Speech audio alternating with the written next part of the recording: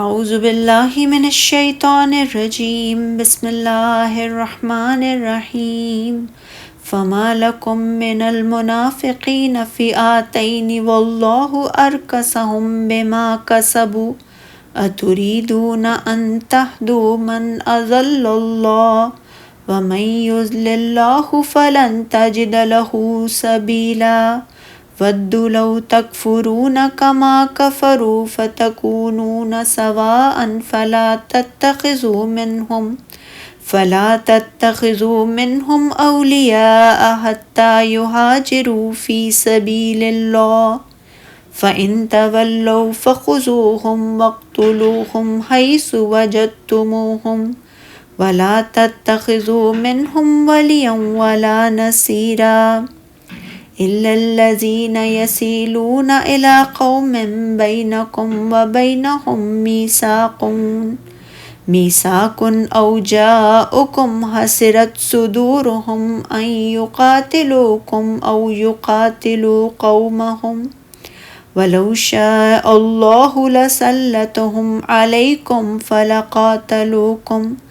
فَإِنِ اعْتَزَلُوكُمْ فَلَمْ يُقَاتِلُوكُمْ وَأَلْقَوْا إِلَيْكُمُ السَّلَامَ فَمَا جَعَلَ اللَّهُ لَكُمْ عَلَيْهِمْ سَبِيلًا سَتَجِدُونَ آخَرِينَ يُرِيدُونَ أَن يَأْمَنُوكُمْ وَيَأْمَنُوا قَوْمَهُمْ كُلَّمَا رُدُّوا إِلَى الْفِتْنَةِ أُرْكِسُوا فِيهَا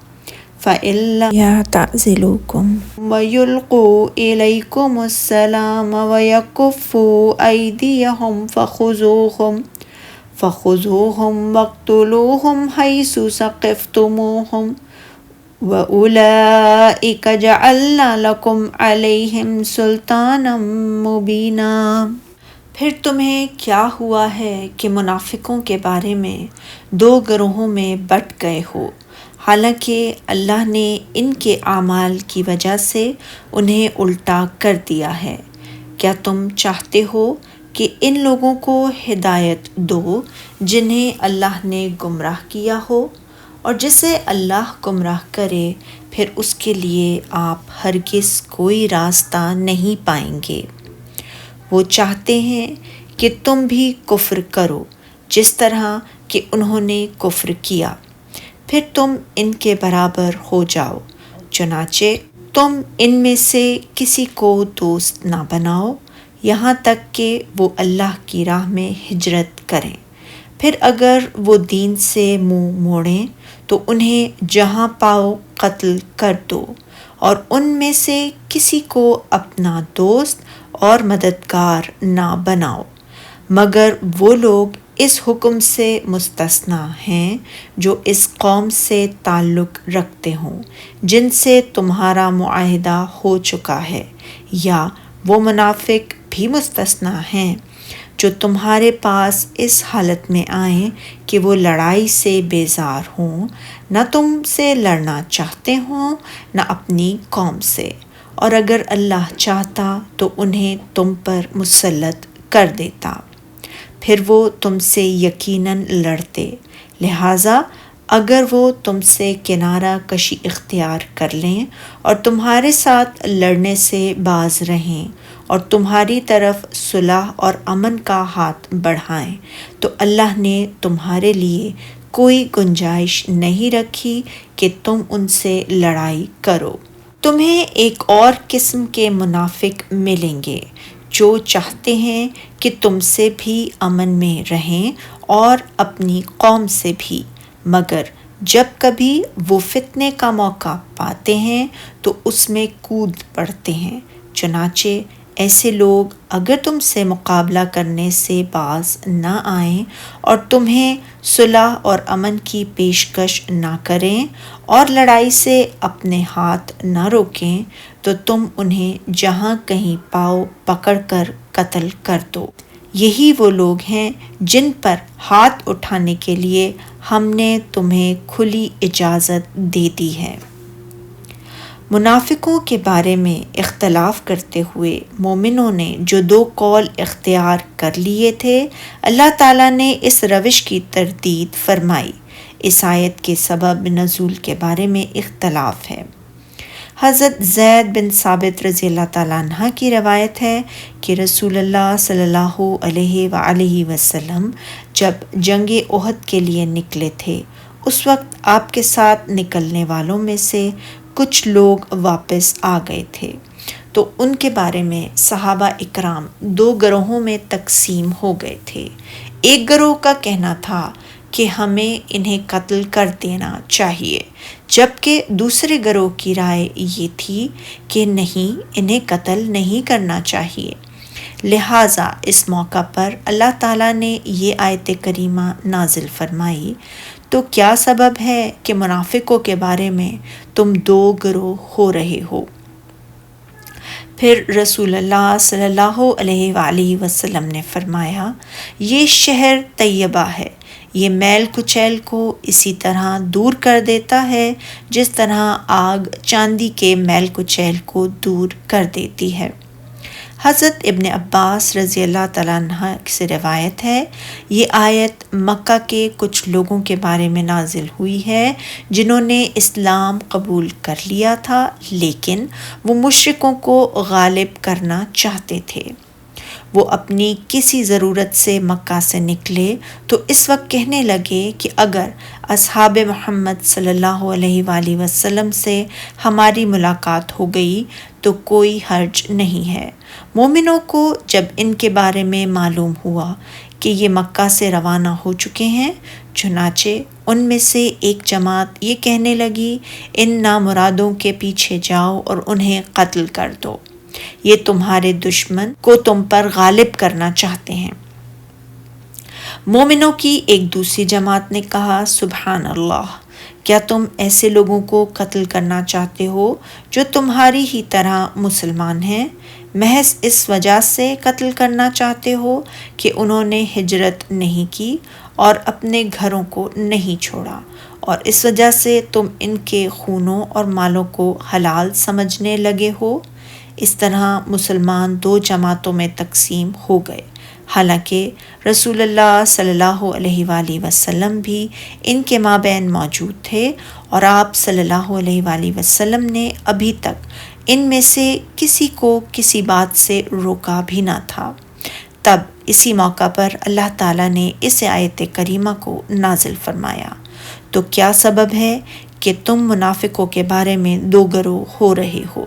حالانکہ اللہ نے ان کو ان کے کرتوتوں کے سبب اوندھا کر دیا ہے، یعنی انہیں غلطی میں مبتلا کر دیا ہے۔ حضرت ابن عباس رضی اللہ تعالیٰ عنہ فرماتے ہیں، اس سے معنی ہے انہیں مبتلا کر دیا ہے، الجھا دیا ہے ان کے اعمال کی وجہ سے، یعنی اس لیے کہ انہوں نے رسول اللہ صلی اللہ علیہ وآلہ وسلم کی نافرمانی اور مخالفت کی۔ کیا تم چاہتے ہو کہ ان لوگوں کو ہدایت دو جنہیں اللہ نے گمراہ کر دیا ہو؟ اور جس شخص کو اللہ گمراہ کر دے پھر آپ اس کے لیے کبھی بھی راستہ نہیں پائیں گے۔ مطلب یہ ہے کہ اسے ہدایت کا راستہ نہیں مل سکتا، وہ کبھی بھی ہدایت حاصل نہیں کر سکتا۔ اور ارشاد باری تعالیٰ ہے، وہ چاہتے ہیں جس طرح وہ خود کافر ہیں اسی طرح تم بھی کافر ہو کر سب برابر ہو جاؤ، یعنی وہ تمہارے لیے بھی گمراہی کو پسند کرتے ہیں تاکہ تم اور وہ سب بھی گمراہی میں برابر ہو جائیں۔ یہ اس لیے کہ تم سے شدید عداوت اور بغض رکھتے ہیں۔ اسی لیے اللہ تعالیٰ نے فرمایا ہے، پس جب تک وہ اللہ کی راہ میں وطن نہ چھوڑ جائیں، لہٰذا تم ان میں سے کسی کو دوست نہ بنانا۔ پھر اللہ تعالیٰ نے لڑائی سے مستثنیٰ کیے جانے والوں کا ذکر فرمایا، مگر جو لوگ ایسے لوگوں سے جا ملیں ہوں جن کا تم سے صلح کا عہد ہو، یعنی جو ایسے لوگوں سے جا ملیں جن کا تم سے صلح یا ذمے کا عہد ہو تو ان سے معاملہ بھی انہی کی طرح کرو۔ صحیح بخاری میں صلح حدیبیہ کے قصے میں ہے کہ جس نے چاہا وہ قریش کے ساتھ صلح و عہد میں داخل ہو گیا، جس نے چاہا وہ محمد صلی اللہ علیہ وآلہ وسلم اور آپ کے صحابہ کرام رضی اللہ تعالیٰ عنہ کے ساتھ صلح اور عہد میں داخل ہو گیا۔ حضرت ابن عباس رضی اللہ تعالیٰ عنہ سے مروی ہے، اس حکم کو اس آیت نے منسوخ کر دیا تھا۔ سورہ توبہ میں پھر جب عزت کے مہینے گزر جائیں تو مشرکوں کو جہاں پاؤ قتل کر دو، یا ایسے لوگ ہوں کہ لڑائی سے دل برداشتہ ہو کر تمہارے پاس چلے آئیں۔ یہ کچھ دوسرے لوگ ہیں جن کے خلاف جنگ کرنے کو مستثنی قرار دیا گیا ہے۔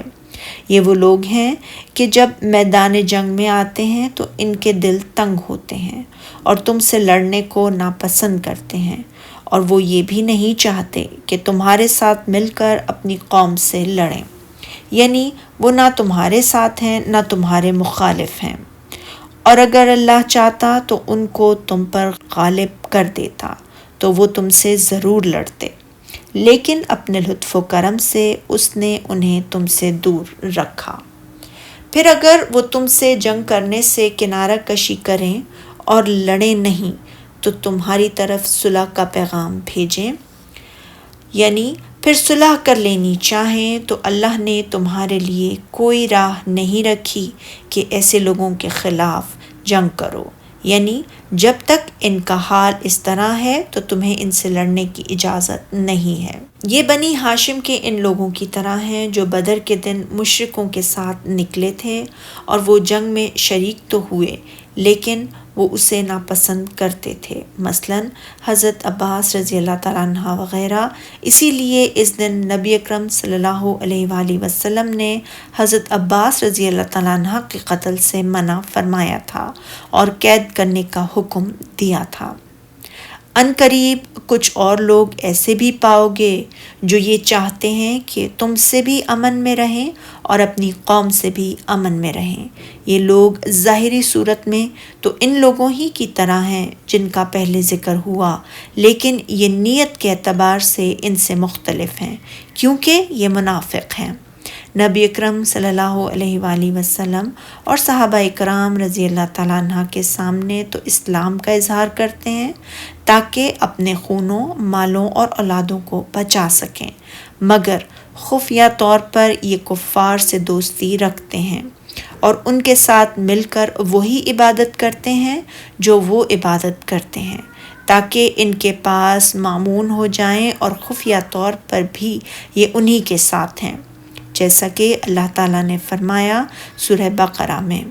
اور وہ جب اپنے شیطانوں کے پاس تنہا ہوتے ہیں تو ان سے کہتے ہیں ہم تمہارے ساتھ ہیں۔ یہاں یہ فرمایا لیکن جب کبھی فتنہ انگیزی کو بلائے جائیں تو اس میں اوندھے منہ گر پڑیں،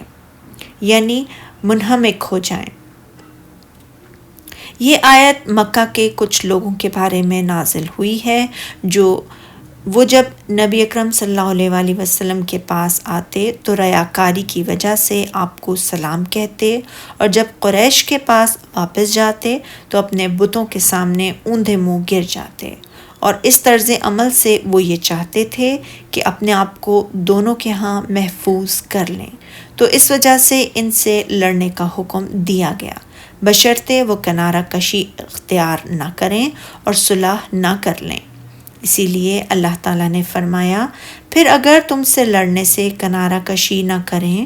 اور نہ تمہاری طرف پیغام صلح بھیجیں، یعنی صلح کا معاہدہ نہ کر لیں اور نہ اپنے ہاتھوں کو روکیں یعنی جنگ سے، تو ان کو پکڑ لو یعنی قیدی بنا لو، اور جہاں ان کو پاؤ قتل کر دو، اور ان لوگوں کے مقابلے میں ہم نے تمہارے لیے حجت صریح مقرر کر دی ہے، یعنی روشن اور واضح دلیل۔ سبحانک اللہم و بحمدک اشہد ان لا الہ الا انت استغفرک و اتوب الیک۔